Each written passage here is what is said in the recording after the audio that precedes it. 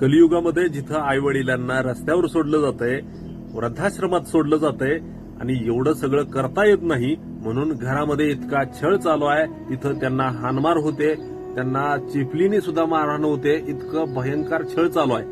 तिथं सातारा जिल्ह्यामध्ये एक वेगळाच प्रकार, एक न्यायालयामध्ये वेगळीच धाव एका भावाने भावाविरुद्ध घेतली आहे.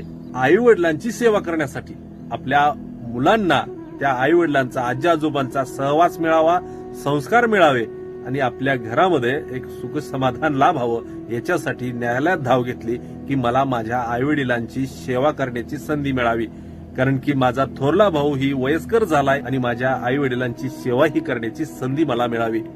यासाठी प्रत्येक व्यक्तीला आपल्या जवळच्या नात्यातल्या व्यक्तींची जाणीव असेल, कष्टाची जाणीव असेल तर अशा गोष्टी घडतात.